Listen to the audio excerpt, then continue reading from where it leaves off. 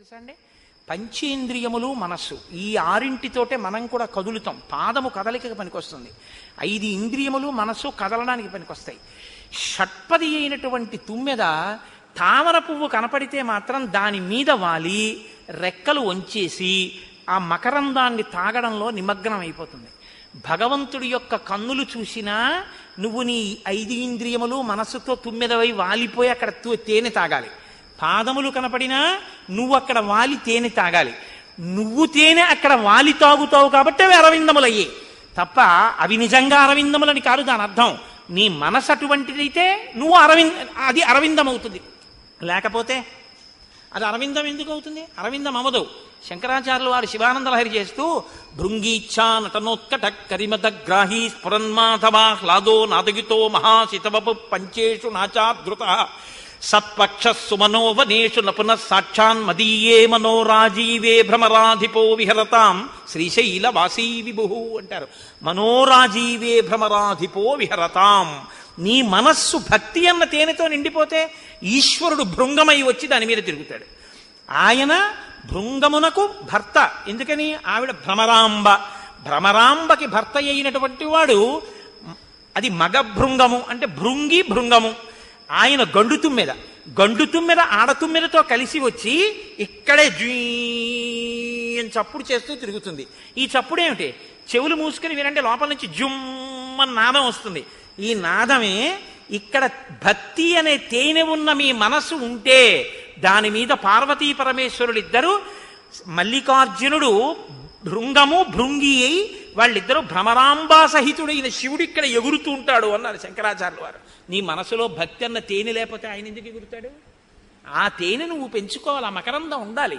కాబట్టి సింహోరస్కం మహాబాహుం పద్మపత్ర నిభేక్షణం ఆజానుబాహుం దీప్తాస్యం. ఆ ముఖంట కాంతిట అతీవ ప్రియదర్శనం. ఎంత గొప్ప దర్శనమోట! అందరికీ ప్రియదర్శనమే.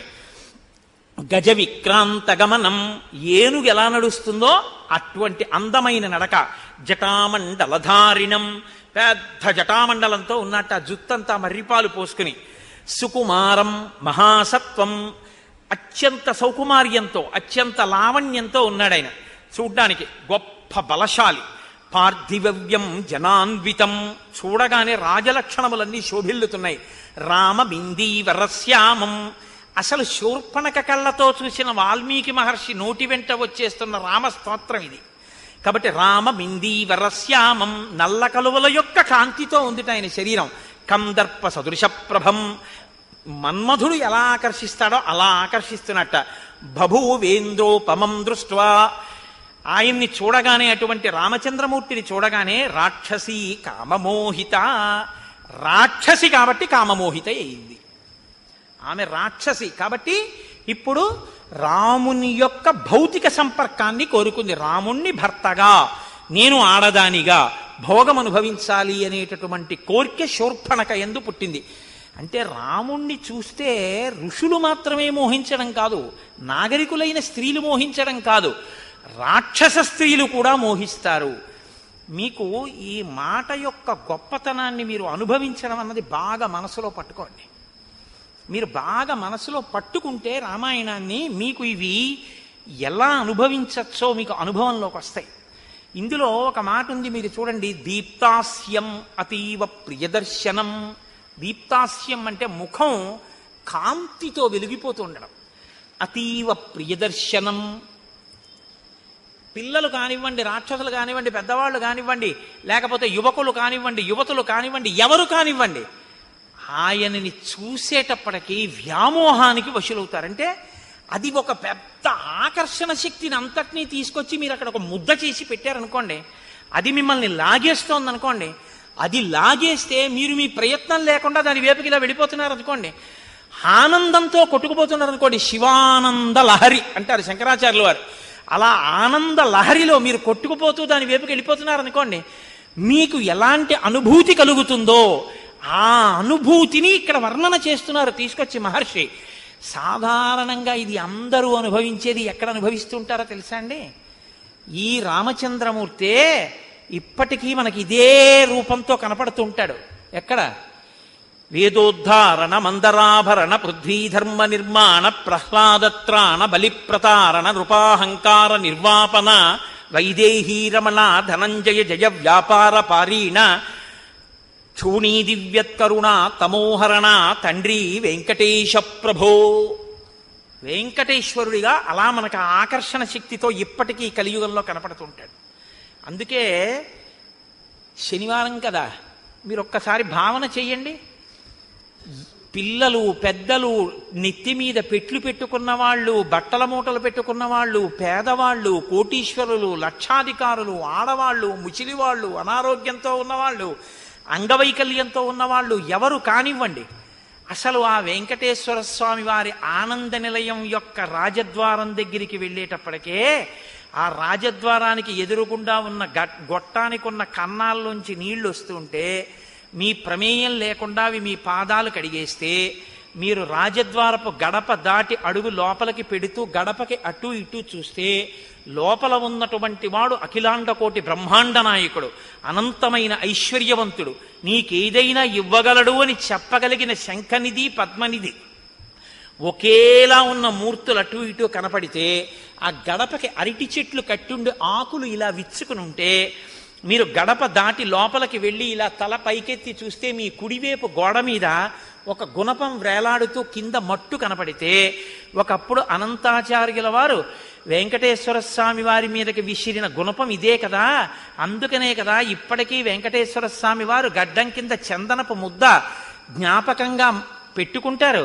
ఆ మత్స చూసి అనంతాచార్యుల వారిని గుర్తు తెచ్చుకుంటే వెంకటేశ్వరుడు ప్రీతి పొందుతాడని ఆ గుణపం వంక చూసి మీరు ఒక్క అడుగు ముందుకేసి ఇలా ఎడం పక్కకి తల తిప్పితే అచ్యుతరాయల వారు, వరదరాజ అమ్మణ్ణి, ఆ పక్కన వెంకటపతిరాయల వారు, వాళ్ళు ముగ్గురు కూడా వెంకటేశ్వరుణ్ణి సేవించి మా విగ్రహాలు, మా శరీరాలు పడిపోయినా ఇక్కడ ఉండాలని ఆ విగ్రహాలు పెట్టుకుంటే ఇలా కుడి పక్కకి తిరిగితే టోపీ లాంటి కిరీటం పెట్టుకుని రెండు చేతులతో ఇలా నమస్కారం చేస్తూ శ్రీకృష్ణదేవరాయల వారు, ఇటు తిరుమలదేవి ఇటు చిన్నాదేవీలతో విగ్రహాలు ఆయన బతికుండగా ఆయన వెంకటాచలంలో పెట్టేసుకుంటే మీరు కొద్దిగా అడుగులు తీసి ముందుకు వేసి ఎడం పక్కకి చూస్తే ఆ ఎడం పక్కన మీకు ఆ రంగనాయకుల మంటపం, ఆ పక్కన తిరుమలరాయ మంటపం కనబడితే ఆ ఎదురుగుండా స్వామివారికి దీపాలంకార సేవ చేసేటటువంటి మంటపం, ఆ మంటపం మెట్ల మీద కూర్చుని మీరు ఆ రెండు మంటపాల వంక చూస్తుంటే అక్కడ ఒక పెద్ద ఇత్తడి ప్లేటుతో బోర్డు, దాని మీద నల్ల అక్షరాలు ఉంటాయి.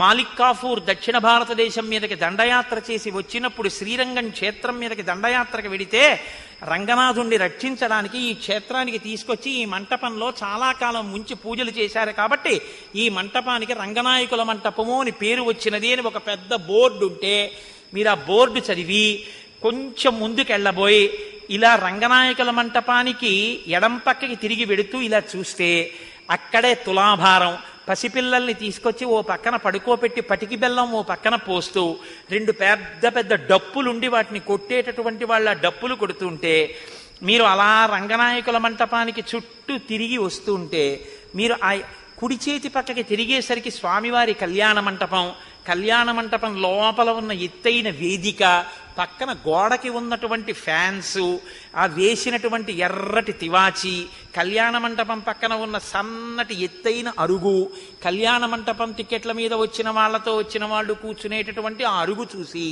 మీరు ఆ పక్క నుంచి గోడ పక్క నుంచి నడుస్తుంటే అక్కడ ఉండి దాంట్లో ఉన్నటువంటి ఎర్రటి గొట్టం, ఎప్పుడైనా ఏదైనా అగ్నిని ఆర్పవలసి వస్తే ఉపయోగించేటటువంటి పదార్థం అందులోంచి వెళ్ళడానికి ఉన్న ఎర్రగొట్టం, అది దాటి కొంచెం ముందుకెళ్ళి ఇలా కుడిపక్కకి తిరిగితే అక్కడ ఇలా మీరు కుడిపక్కకి చూస్తే అక్కడే ఆ వెంకటేశ్వర స్వామి వారి యొక్క క్షేత్రాన్నంతటినీ కూడా రక్షించినటువంటి మహానుభావుడు రాజా తోడరమల్, ఆయన తల్లిగారు, ఆయన భార్య గారు పితాబి, వాళ్ళిద్దరి విగ్రహాలతోటి అక్కడ ఆయన ఇలా నిలబడి ఉన్నట్టుగా వాళ్ళ ముగ్గురి మూర్తులు ఉంటే మీరు దాటి కొంచెం ముందుకెడితే అక్కడే ఆ బలిహరణ మంటపం, పక్కన ఎత్తుగా ధ్వజస్తంభం, దానికి కట్టిన దర్భలు, అవి చూసి నమస్కరించి ఎడం పక్కకి తిరిగి పెద్ద ఎత్తైనటువంటి గడప దాటి లోపలికి వెడితే ఎదురుగుండా అద్దాల పేటికలో ఇలా పడుకున్నటువంటి రంగరాజస్వామి వారు కనపడితే ఆయనకు నమస్కారం చేసి ఇలా తలపైకెత్తి చూస్తే ఆకాశం కనపడితే ఇక్కడికి ఈ ద్వారం, అక్కడికి ఆనంద నిలయం యొక్క ప్రాకారం రెండు విడిపోతే మీరు ఎడం పక్కకి తిరిగి చూస్తే వరదరాజస్వామి వారి దేవస్థానం, ఆకుపచ్చటి పంచ, జానెడు ఎర్రటి అంచు కట్టుకున్నటువంటి స్వామి, ఆయన పొట్టమించి అంచులు ఇలా ఇలా తిప్పితే కంచి వరదరాజస్వామిని అక్కడ దర్శనం చేసుకుని కుడి పక్కకి తిరిగి మీరు ఆనంద నిలయంలోకి వెడితే ఆనంద నిలయంలో ఓం నమో వెంకటేశాయ అని వినపడుతుంటే మీరు ఇలా రెక్కలు విప్పినటువంటి గరుత్మంతుడు కనపడితే ఎడం పక్కకి తిరిగి ఇలా గీతలు గీసినట్టున్నటువంటి ఒక కొయ్య సాధనం మీదకి మీరు ఇలా పైకెక్కితే ఇలా రెండు చేతులతోటి లోపల ఉన్నవాడి దగ్గరికి శౌచంతో వెళ్లాలని ముద్ర పట్టి జయ విజయులు చూపిస్తుంటే ఇలా పట్టుకున్నటువంటి ప్రమిదలలో దీపాలు వెలుగుతుంటే మీరు ఆ ఎత్తైనటువంటి పీట మీద ఇలా ఎక్కి చూసేటప్పటికీ ఎదురుగుండా లోపల ఆనంద నిలయంలో ఇంత ఊర్ధపుండ్రాలు పెట్టుకుని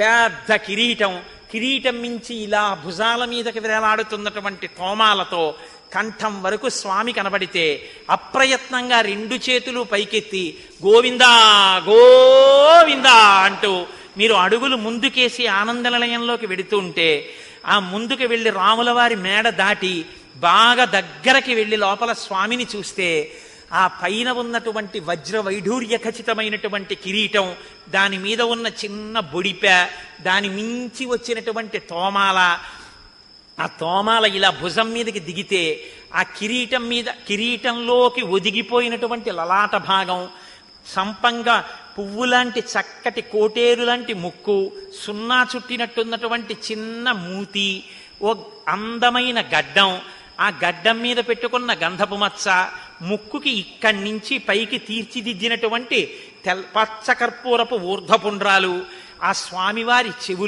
చెవులకు పెట్టినటువంటి ఆ మొసళ్ళ వంటి ఆభరణాలు, వాటిని ఆ చెవులకి తరిగొండ వెంగమాంబ గారు వర్ణన చేస్తే మొసలి పిల్లల్ని పెట్టారు అంటారు. అలా ఆ కర్ణాభరణాలు, ఆ స్వామివారిని కిందకి చూస్తే చక్కటి భుజాలు, ఆ కుడి చేతిలో పట్టుకున్నటువంటి చక్రం, ఎడం చేతిలో పట్టుకున్నటువంటి శంఖం, విశాలమైన వక్షస్థలం, శ్రీదేవి భూదేవి వాళ్ళకి చుట్టినటువంటి తెల్లటి పుష్పమాలలు, ఆ కిందకొస్తే సన్నగా ఉన్నటువంటి నడుం, కొద్దిగా అమ్మవార్లా ఇలా నడుం కొద్దిగా వంగినటువంటి స్థితి, ఆ సన్నటి నడుం కిందకి చూస్తే బలిష్టమైనటువంటి తొడలు, ఒక చెయ్యి ఇలా పెట్టి అందరికీ అభయం ములిచ్చు చేయి కందువకు మంచి బంగారు చేయి, వజ్రవైఢూర్యాలతో మెరిసిపోతున్నటువంటి ఆ హస్తం, కట్టుకున్నటువంటి పెద్ద పట్టంచు పంచ, దాని మీద వ్రేలాడుతున్నటువంటి పుష్పహారాలు, పెద్ద పెద్ద వజ్రవైఢూర్య సహితమైనటువంటి హారాలు, అష్టలక్ష్ములతో పెట్టుకున్న పెద్ద వడ్డాణం, బలిష్టమైనటువంటి తొడలు, అందమైన పాదాలు, పాదాల మీద పూజ చేయబడినటువంటి తులసి,